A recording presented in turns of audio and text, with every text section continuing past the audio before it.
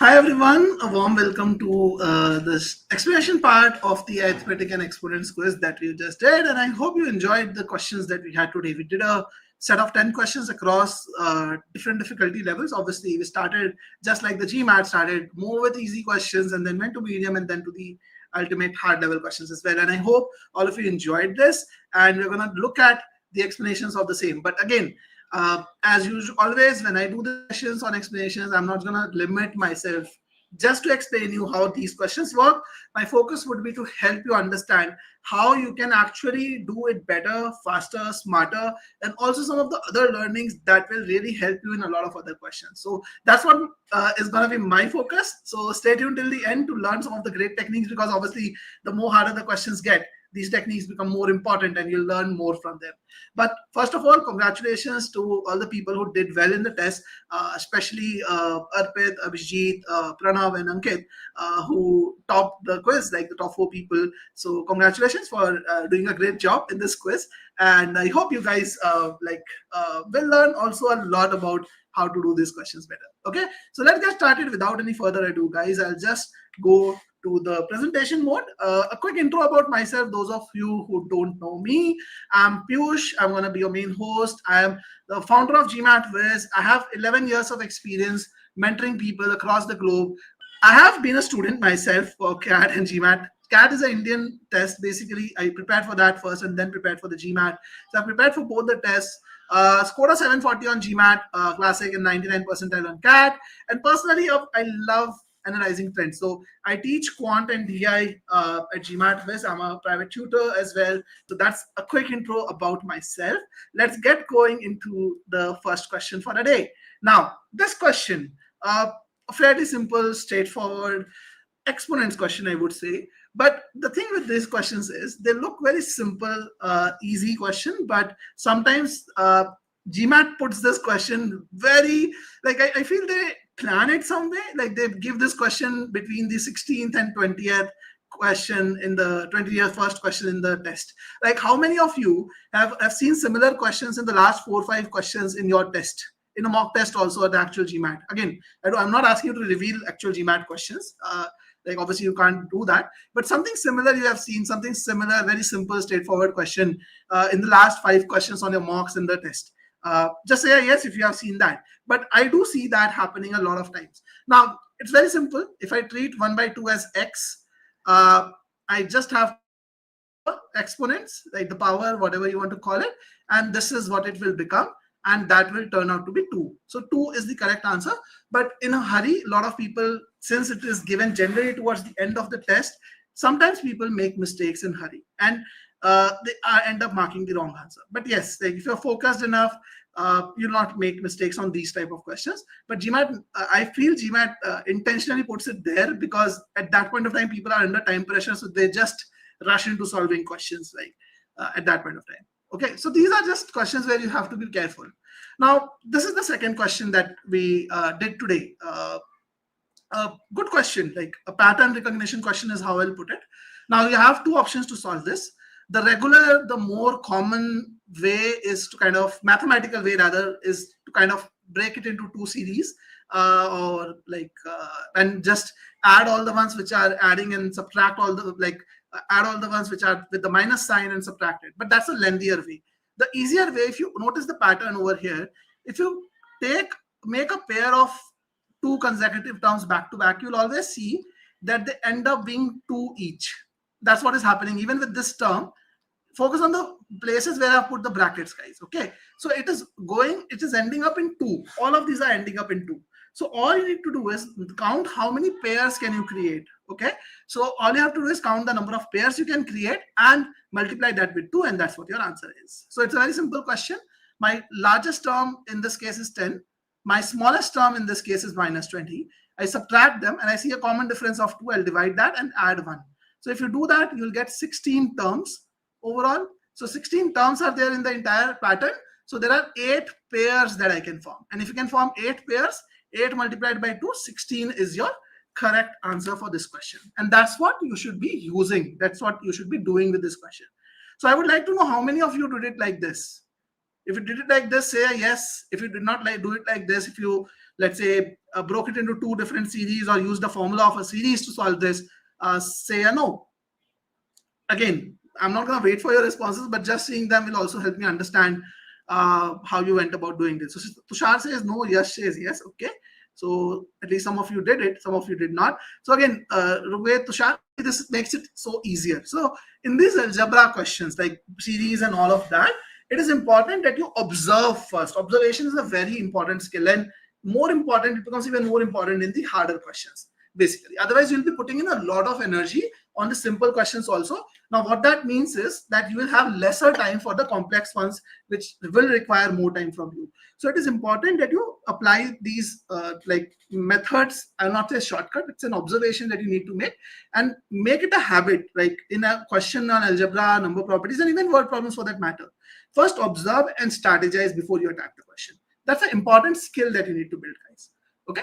Now let's look at this question. If I look at this question, it says the operation n hash. This doesn't look like n, so let me rub it away. So n hash is defined as the sum of all integers from 1 to n inclusive. Okay, so that is equal to 1 plus 2 plus 3 till n, and that is what they have explained here. Okay, now it says what is the difference between these two.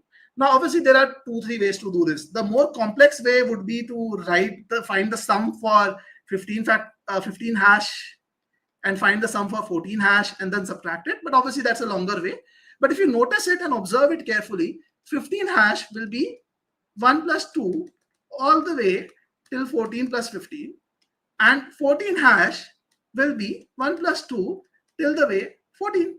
Now, if they're asking you to subtract it, if you subtract, all the terms till 14 are going to get cancelled and you will be left with only 15. Okay, that's what they are expecting you to do. If you do that, that is equal to k hash. So k hash is going to be 50. Okay, so that is the best way. You should not even go and find, if you don't observe or strategize, there's a possibility you might start thinking, okay, let me find 15 hash, what is the real number, 14 hash, find the real number, and solve it.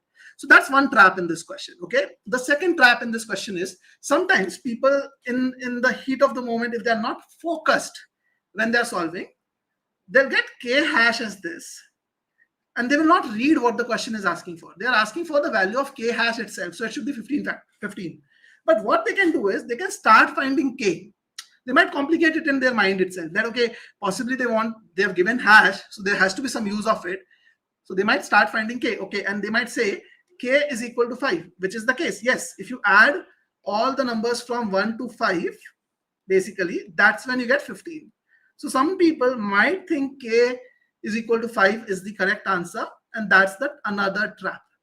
You will only fall in that trap if you are not focused. Okay, if any one of you fell in any of these two traps, like either the C trap where you found the value of k instead of k hash, or you kind of found the value of 15 hash, like the real value 15 into 16 by 2, which is 120, and found the value for 14 hash and then subtracted, say I got trapped yes, I was trapped, something like that. If you did that, I straight up did a sum. So Ankit, again, that's pure waste of time. And this is what I'm trying to say. You need to learn the skills of observation. If you observe and you strategize, see, it's not just about time that you're saving. You're going to save so much energy. Like, it will help you be more calm and composed during the test. When the real deal comes, you'll be more focused. You'll not get stuck in those. Because if you end up consuming a lot more energy in these easier questions, which will be there in the test for sure, if you end up consuming a lot of energy, you'll not have enough focus. Okay, so Rana, the formula is very simple. Like, again, we teach that in our GMAT based curriculum also. So if you have to find the number of terms, you did largest minus smallest divided by the difference plus 1. If you are looking at number of terms, including both the smallest and the largest term. This is one of the formulas which I'm asking you to use. You can also use the formula of the number of terms of a series.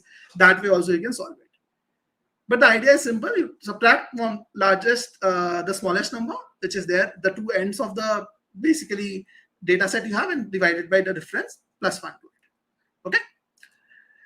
Great, guys. Let's go to this question. Now, fourth question, first data sufficiency question that we have. Now, when we read this question, it says, each person on a committee with 40 members voted for exactly one of 3 candidates. Please understand, it says very clearly. So the person is either voting for G, F, G, or H. So the total number of people who voted add up to 40.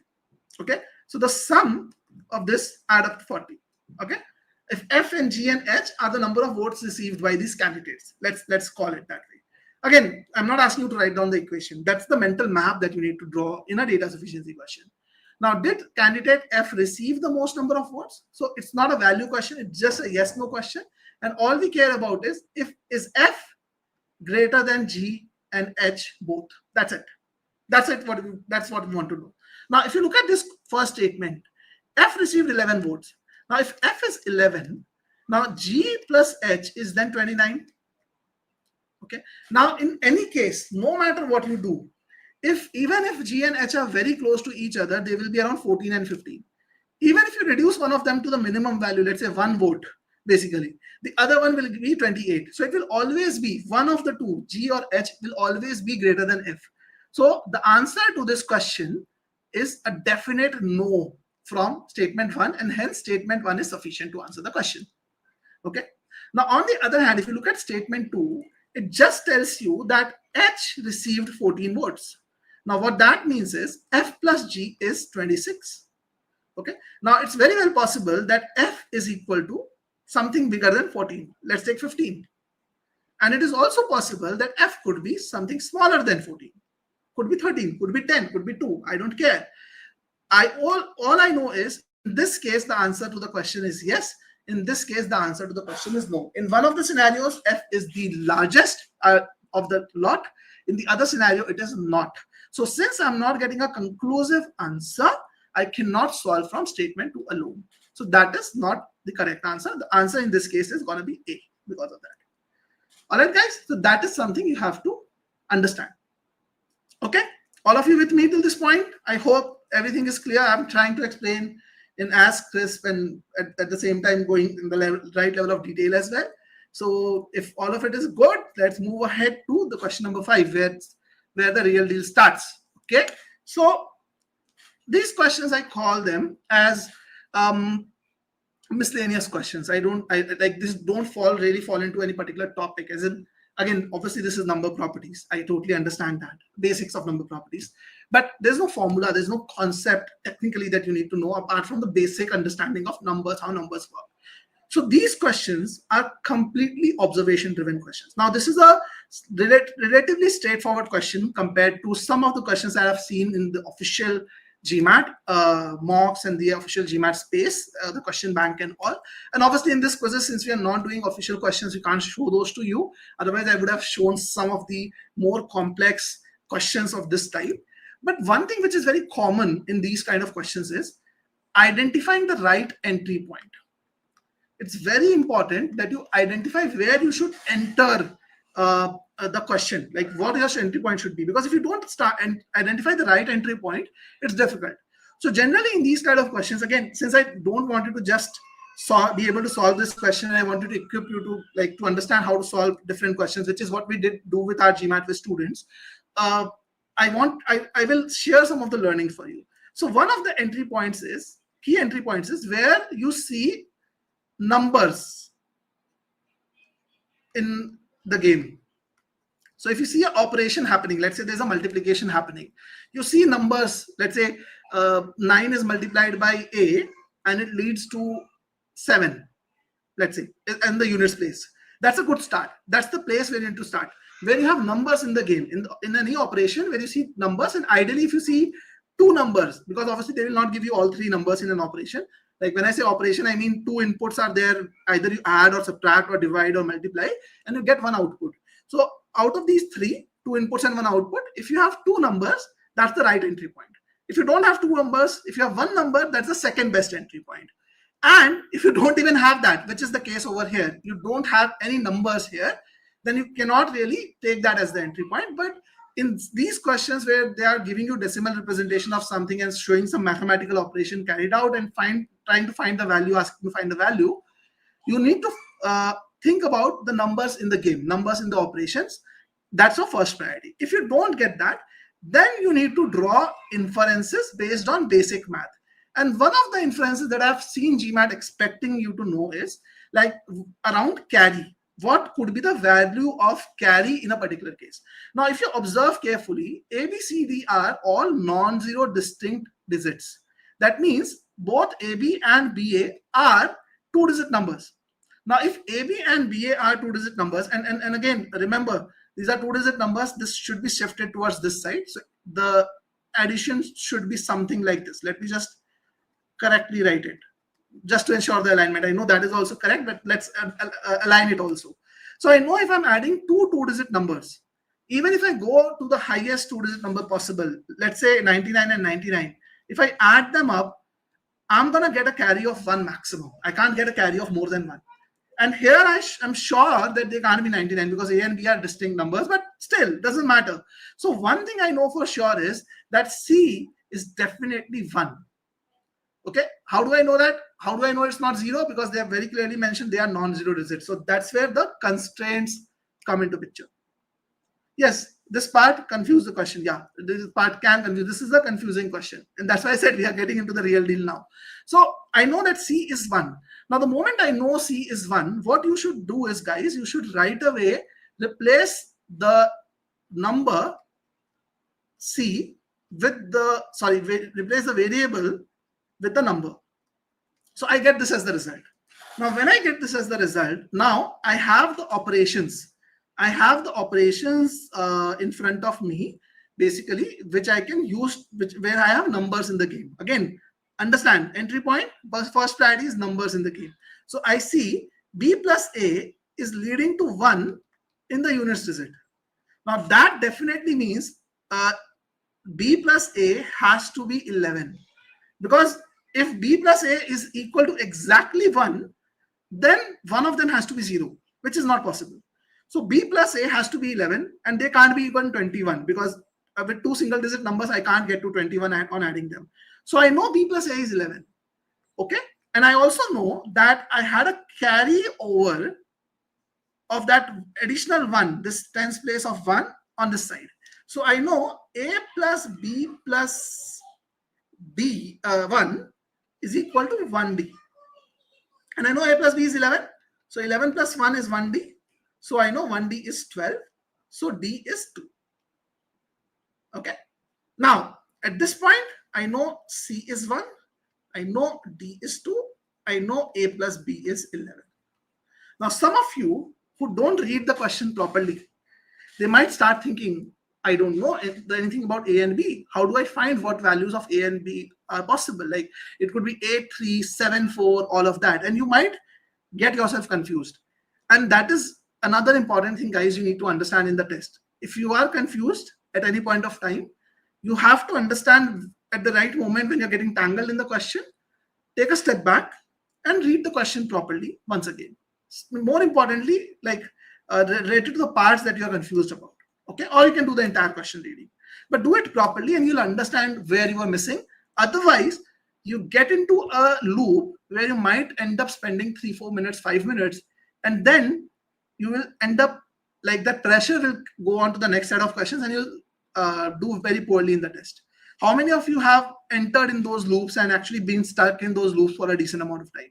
If you have faced this yourself, please say yes, because I see my students facing that a lot of times, like students who come to me for help on GMAT, and we work closely with them to help them learn this skill, that how do they untangle themselves, how do they avoid getting in that loop, because it's very critical, guys. Okay, this is a very small example I'm giving you. Okay, Tushar says yes, I have been stuck, and any one of you says I have not been stuck, either is lying or is already great at Quant. So possibly you are already at a Quant 90 and you don't need any of this discussion, obviously. But this is a very common phenomenon, guys. Very common phenomenon. So understand, whenever you get tangled, just take a step back, look at the question. So idea is, if you look at the question, I don't even need to know AB. I just need to know the sum of all them. So if I add all of them, I'll get A plus B plus C plus D is equal to 14. So that is the correct answer over here, 14. Okay, guys. Yeah, Rugved. So that's a common thing. So that's what I'm saying. If you're losing the bigger picture, you might get stuck in that loop. You're trying to find the sum of all the numbers that work and you're trying to find A and B, but in reality, you don't need to find them. And that's what I'm saying. You have to understand that, because Otherwise, if you get stuck in that loop, it's not just the time that you're missing out on, you're also getting yourself very confused, which will actually cost you more in the next questions as well. In a test, it will happen because you have the time pressure on you. Okay, so these are small soft skills that you have to work on. Okay, now let's go to question number 6. Now, this is a calculation heavy question. Now, I'm giving a disclaimer, guys. What I'm going to teach you next is called an approximation technique, for which I generally take a slightly longer period of time to teach to my students when we work with them. I'm going to give you an understanding of that a little fast, because obviously we have a limited time over here. So there's a possibility some of you might not understand it completely, or some of you might find it difficult, but I'll try my best to still explain it in a limited time. Okay. And this is a very good approximation technique which can help you solve a lot of questions very easily. So for that approximation technique, you need to know a few things. Like, you need to observe how close the options are, so that you understand how much approximation you can do, and you need to understand the concept of percentage of approximation. And I'll talk about that. So the idea is, in this question, I have to do this math. So this will get me the answer in feet, and then I have to multiply by 12 because it is asking me the answer in inches. Basically, it is asking me which of the following is the closest to the distance between the city centers in inches.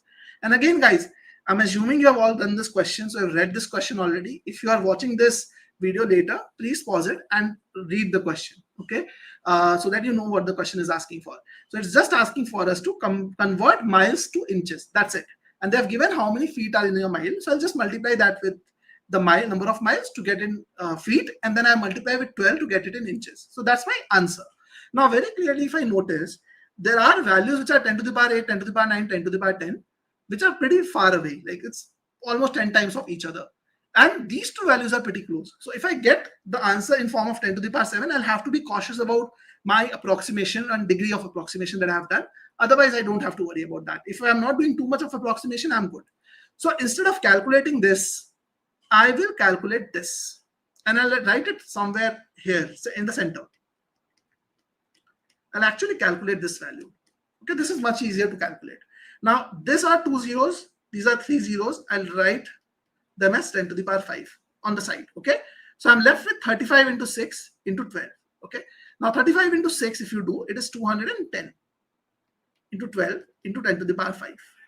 Again, 210 into 12, if you do, will be close to 210 plus 420, so around 2500 into 10 to the power 5, which I can write as 2.5 times 10 to the power 8. So first of all, by the face of it, looks of it, I know this is the answer, but I have not calculated the real value. The real value was for 3471 into 5280. Now, how do I adjust for the approximation that I have done? So let me teach you that. So what we need to do is, we need to look at, so we found this value.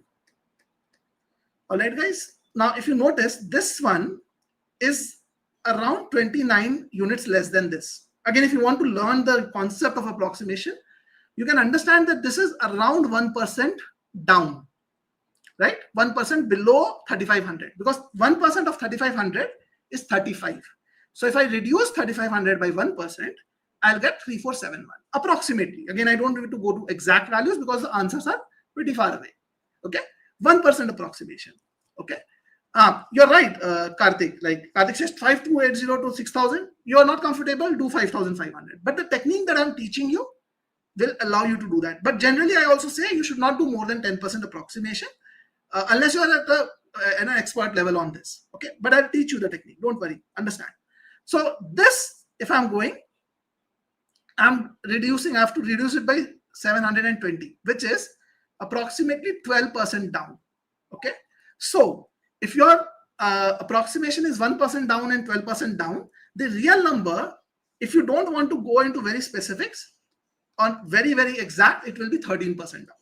But it is not exactly 13% down. If you want to be really very precise, very, very precise, you can do it like this: 12 plus 1 plus 12 into 1 by 100. This is what we call a successive percentage change as a concept, and we have taught that in the GMAT Quiz module in percentage part of our coursework, where we teach this concept. And this is really handy. You can even apply this on compound interest, which is really will make your compound interest very easy. Yeah, you can even do 5,000, Tushar. Again, I used 6,000, but yes, 5,000 is also a decent enough approximation. But the idea that I'm teaching you can be applied everywhere. Okay, you don't have to worry about. I just wanted to round it all up, but you can go in both directions, Tushar. There's no problem with that. Just understand the concept. So this is gonna be approximately 13 point something percentage. So I'm just gonna focus on 13. Okay, so I just need to reduce this by 13%. 13% down, because my value should be 13% lower than this. Now, if you calculate 13% lower than this, 13% will turn out to be, yeah, don't have to really do that, but it will be 0.3 or something, approximately 0.3 into 10 to the power 8. If you subtract, around that number you will get. And again, I've not been very exact. I've done approximation here. Okay, this approximation is happening here. I'm able to do it. Again, disclaimer, because the options are far away. If the options are closer, I'll not do 10% approximation or 12% approximation. I'll limit my approximation up to 5%. But this approximation technique can make your life so very easy. And you can see how easy it becomes. And obviously, you can't directly apply it on the day of the test. If you're thinking you will directly apply on the day of the test, you're making a mistake. So this SMART methods, and again, it's not a shortcut. It's a proper legit methodology. Like, there is proper science behind it. Some people might say Piyush is just teaching approximation very quickly. I gave you a disclaimer, guys. This requires some understanding before that. I'm just trying to teach you a technique. Obviously, I can't teach you everything in a very short span of time.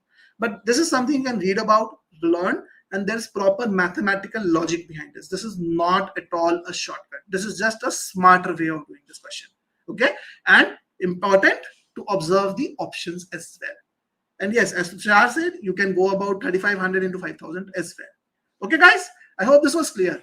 So one thing before I go to question number 7 that I want to talk about, if you really want to get to a 700 plus, it is very important to think about these skills. Like, not just learn quant and verbal and DI. Like, try to understand, try to be aware during the test that, okay, in this question, does it really make sense to do the entire math? Should I even do the mathematics here, calculate? Should I even like write it as this, do this math or not? This is what is called as awareness. Like, how do you solve a question? Strategizing, I showed you, like observing, strategizing can actually save you a lot of time.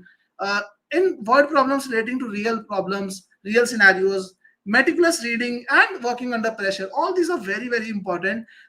Logical methods, smarter methods are very important if you want to do well on the test. I covered a bit about this and how it can help you get to a higher score improvement. But what I'm trying to say here is, apart from the concepts that you're learning, you need to develop this mindset as well. And this you will only get to develop if you really put this to practice in the questions that you're doing. Obviously, you need to learn these. Just give me 1 second, guys. Just need to drink some water.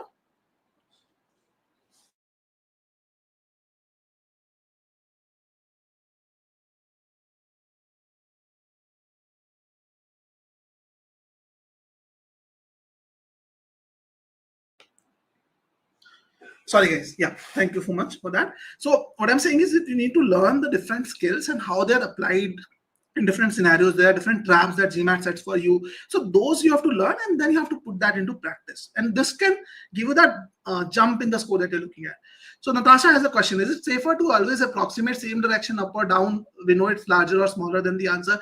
So Natasha, depends. Like, I would not say it's necessary to round it up to the same direction, up or down. If you use the minus plus properly with the concepts, it's easier to do in any direction. You need to look at the closer number, which makes your calculation easy, because the end goal of approximation is to make the calculation easy, and ideally you should stay within 5 to 10% of approximation for a number. Don't go beyond that unless the choices allow, obviously. So the reason I took same direction is because it is just easier to explain in a shorter period of time. Obviously, if I have more time, when I work with students, I explain them in a much more detailed fashion, so different scenarios and all of that to them. But yeah, here I had limited time, so I just chose to take in one direction. But yeah, you don't have to worry about taking it in one direction. If you understand the logic, you'll not make errors. Just make sure you're doing focus solving. Don't rush. If you use better methods, smarter methods, you automatically do questions faster. You don't need to rush. You'll actually end up saving 5 minutes or 10 minutes in the test also, if you end up using better methods without rushing as well. Okay, so let's look at the next question. Another crazy, I shouldn't use the word crazy, but yeah, terrifying question, intimidating question. You look at it, there are so many fractions you're comparing. They're saying which one of this is the greatest. Now, the first thing you need to do is you need to observe and infer from this. So when I look at all the things, I see every one of them is negative. Now, when I know every one of them is negative, the value, like if I ignore the negative sign or the absolute value, if I look at the one with the smallest absolute value is the greatest number, because that's the thing with negative numbers. -3 is bigger than -5 or -50. -3 is bigger than both of them because 3 is smaller than 5 and 50. So if you take the absolute value, whichever is the smaller is actually the bigger number. So that's the first observation I made. And then I don't care really about the minus sign. I don't have to worry about the minus sign because, again, if you write the minus sign everywhere, it will be creating problems for you. So I'll just convert it to this. Or smallest. Lowest is not the right way to say, smallest. Which of these numbers, if I ignore the minus sign, is the smallest? Okay. Now, whenever you see such questions, like in this is called ascending order, descending order questions related to exponents, you will either have one of the two things as common. Either you'll have the base in all these numbers as same, or the exponent, something similar you'll have. So in this case, I can see clearly that all of them have the same exponent, which is 1/2. So it's best to square all of them, basically. So if I square all of them, I will get 9 times 7/3. I'll get 7 square times 9/7. I don't want to write 49 over there. And for that logic, I should have used 3 square also in the first place, but it doesn't matter. And I'll get 3 square into 7 square into 21. Then I'll get 1/9 times 63. And then I'll get 9 into 9 into 1/3. So these are the numbers that I'm getting eventually after squaring all the terms. So if I cancel this, I get 21. If I cancel this, I get 63. So obviously this is second one is not my answer already. I cancel this one. 1 7 gets cancelled, I get this. So I have 3 cubed, which is 27/7. So that's very close to 4, less than 4 actually, on the lower side of 4. So right now it's the smallest. So definitely these two are not the answers. This one is 7. So definitely not my answer. This one is bigger than 4 again. So definitely not my answer. So my answer is C. Okay. So very calmly, don't rush in these questions, guys. These are questions which can be very simple to solve, yet very complicated if you rush into them. Because what happens with you is when you see these questions, you start thinking, okay, this is an easy one. I can save time on this. And you start rushing to make a calculation error. It goes for a toss. You either don't get the right answer, you end up spending some extra time also sometimes. But on the other hand, if you observe, you'll be able to save time. So don't try to cut corners on this kind of questions. Like there are better methods that you can learn and solve other questions faster rather than cutting corners here. So be very vigilant. See, I also solved this question very slowly. You could notice that.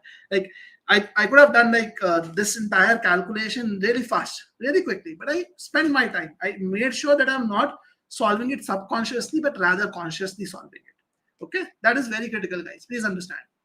Okay, with that, let's move on to the next question. Another DS question. Let's see this.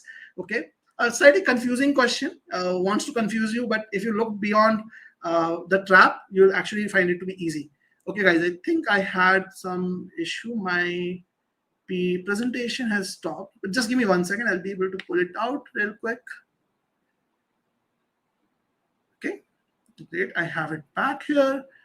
I'll just go to the full screen mode and then share my screen. And now you guys should be able to see it properly. I hope it is visible to all of you. Overall, if you can say a yes if it is visible, but I'm going to assume it is visible and move forward. So this question might look intimidating because of the information given, but let's solve it. A seller sells his rice at cost price. Okay, he's selling it at cost price, but uses a faulty weighing machine. The weighing machine reads A% less than the actual weight of the rice that is being sold. Okay, so if the rice is, let's say I'm selling 10 kgs, it shows A% less. Now that if I just want to make sense of it, I'll just take a number. Let's say it reads 20% less. So it will read 8 kg. So I'm actually giving 10 kgs, but it shows 8 kgs. Something like that is what it means. Again, I'm not trying to get to the answer. I'm just trying to make sense of the question. Okay.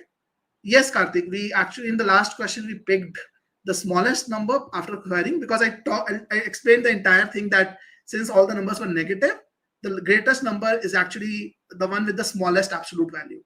Okay, so just rewind and you'll be able to understand that. Don't worry, I had an entire explanation for that. Okay, coming back to this. So the reason I took 20% is just to kind of understand the information better.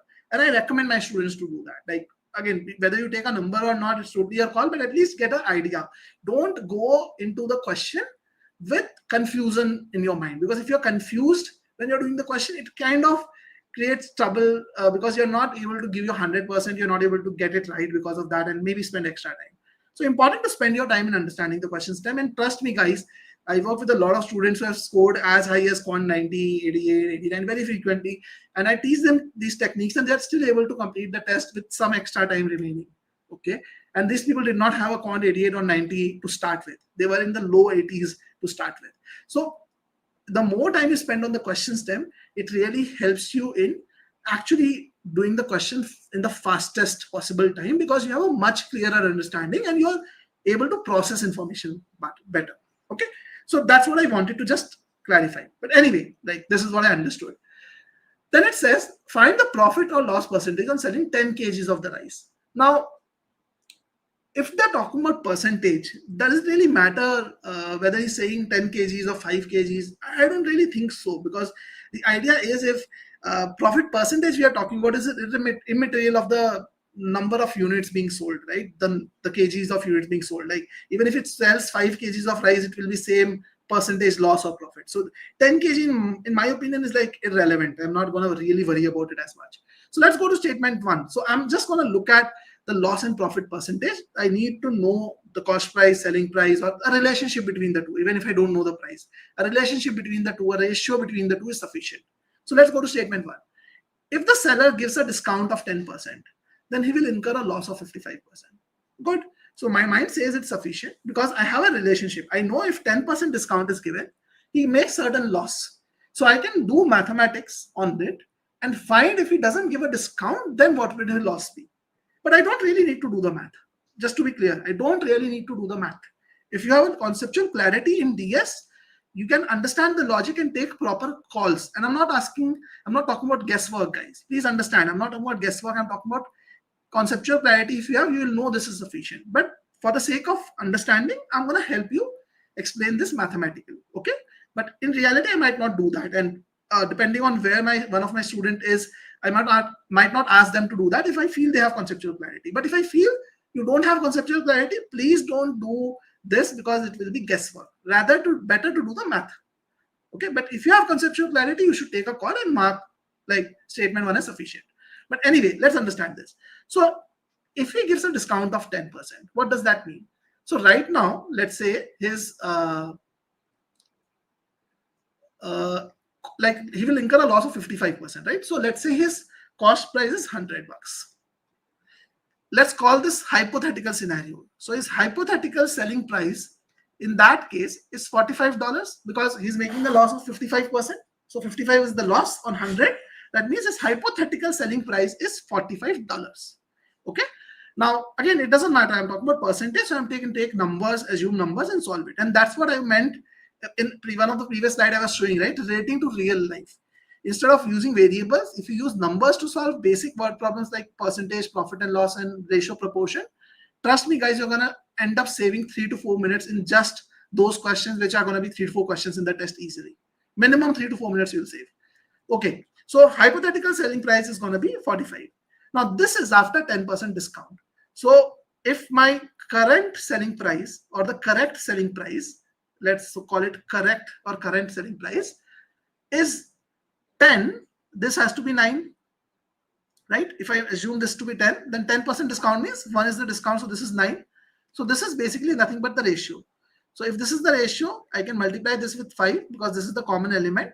So I will get 100, 45 and 50. And again, guys, I know I'm explaining something really advanced here to using numbers. Those of you who are logical at it, you'll be able to do it right away. Those who are not, I can explain through bigger math, but this is a better method. Idea is I know that 10% discount means if 10 is my selling price, 9 is the hypothetical selling price. 9 is to 10 ratio. And the top one is also a ratio. When I assume a number, I'm just assuming, basically I'm trying to find the ratio between the two. So that's what I know. Or if you still don't understand this, you want to use variables, you can always use current selling price as X and then write 0.9. Like you can assume this to be X and write 0.9 times X is 45 and then find X from here as 50. Totally your call, like whatever you want to do. But the idea is I can find the cost price from here and the current selling price from here. So I can find the real percentage loss is actually 50%. Okay. This is not like a weighted average, Tushar. Weighted average is a different concept. Don't mix that with this. This is just pure numbers relating things to real life rather than anything else. Like this is how you deal with real life scenarios. That's what it is. So statement 1 is definitely sufficient. The cost per price per kg is $5. Irrelevant. Even if I know the cost per price, I don't know what the selling price is. I don't know what that is going to help me with. So A is my answer over here. Okay. With that, let's move to question number 9. Now, question number 9, I would say, is the less common question, I would say. This is a type of question where you'll see less of these questions, but if you know the concept of odd days or extra days, or even if you use basic common sense and logic, you'll be able to do this question fairly easily. See, the idea here is that he's saying that the guy, John, is trying to make a plan for Jan of the next year, 1991, and he doesn't have the calendar for it. So he has a calendar for 1990. He wants to use one of the months for 1990, which is same as the Jan 1991 in terms of the dates correspond to the relevant days of the week. Basically, that's what it means. So all I need to see is that how many extra days are there in each month compared to Jan 1991. If I take Jan 1991 as my reference, how many extra days are there? And this concept, let me just explain that extra day concept to you. Odd days or extra days. If you would have noticed, like again, as a child, I always used to notice that my birthday, every year, my birthday delays by a day. Like, for example, if this year my birthday is on a Saturday, next year it will be on a Sunday or a Monday. Like after that, it will be Monday. After that, it will be Tuesday. So every year my birthday used to delay by one day. Like I used to wait when my birthday will be on a Saturday or Sunday and I'll have a holiday. I can ask my parents to take me to carnival or whatever. Like that used to be every child's dream, right, on their birthday. So that's how I used to kind of keep track of things. And I realized that once in a while it used to get delayed by 2 years, and generally it used to happen when there is a leap year coming in between. Now, why this happens? It's very simple. The idea is very simple. In an entire year, you have 365 days. If you look at it, that is 52 weeks and one extra day. This one extra day is what pushes your birthday by 1 day every year. And in the leap year, you have 2 extra days. Now, the idea is the moment you have 7 extra days or multiples of 7, let's say, the moment you have that, the calendar will be exactly the same. So the question translates into very simple way. It says that which month of 1990 will have, like if you look at the number of extra days, number of odd days over 1991 Jan, it will be a multiple of 7 or 14 or 21. Basically, if you add all the odd days between 2 months, basically, or the gap of the months, you need to get a multiple of 7 or 14. That's it. That's what they're asking for. Okay. Now, every month might have, 2 months might have 1 extra day, 0 extra day. So February, when it is non-leap, it has 28 days. That means it has 0 extra days, 0 odd days, whatever you want to call it, extra days or over a week, full week. Month, which is a leap year, February, sorry, not any month, February of leap year, that is the only month that will have 1 extra day. And any 30-day month, which you know how many are there, have 2 extra days. And any 31-day month will have 3 extra days. Okay, guys? So that is what I know. Okay, number of extra days. I need to count the number of extra days between that month and January. That's all. So if I go with my calculation over here, now if I start with, let's say, July.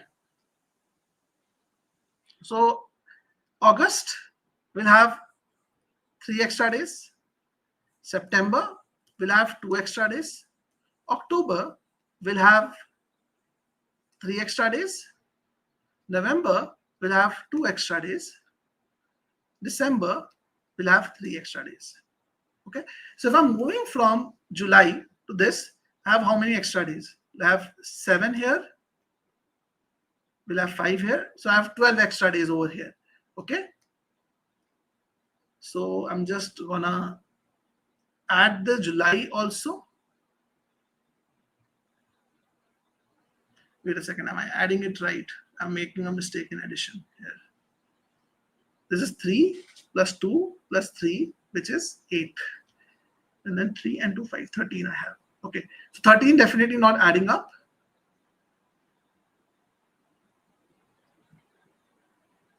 I get July in. I get to 16. I get June in. I get to 18. And I have to also add the Jan or whatever you want to call it plus 3, because again that is also gonna add up.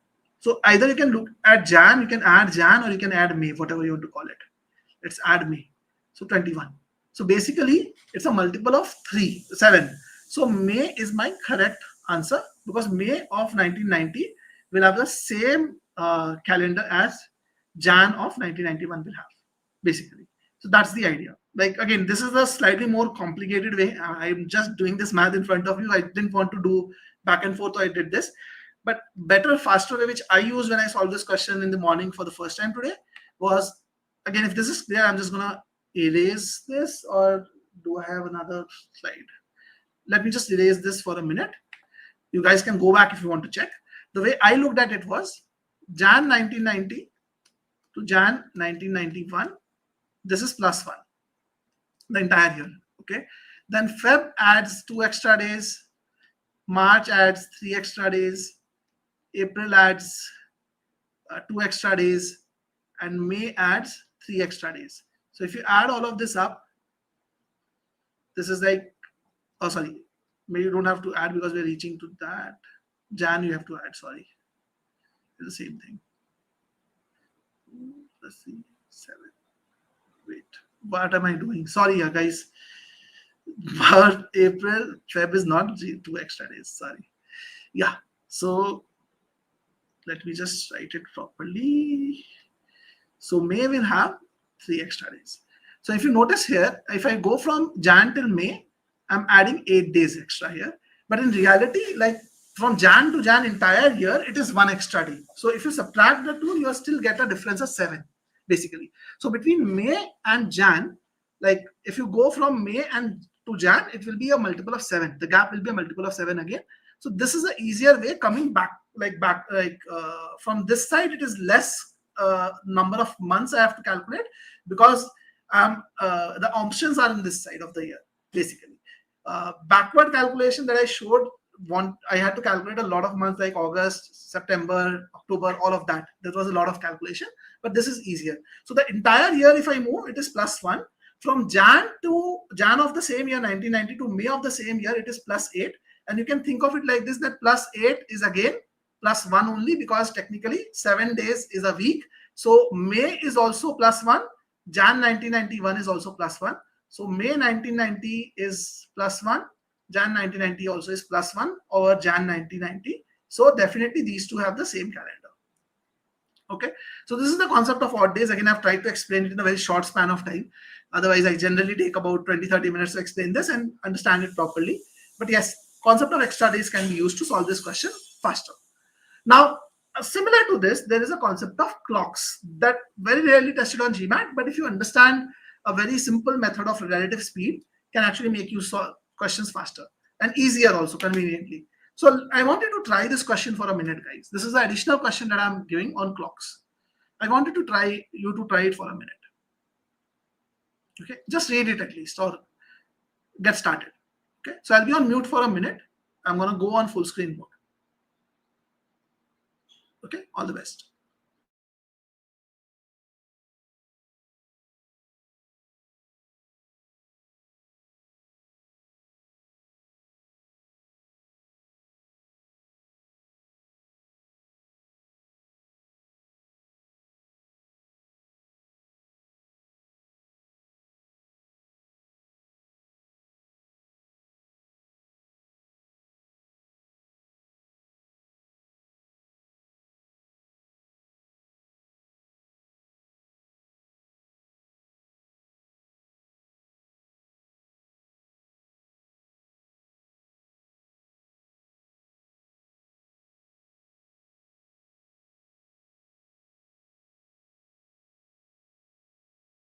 Okay, guys, I hope you are able to read the question.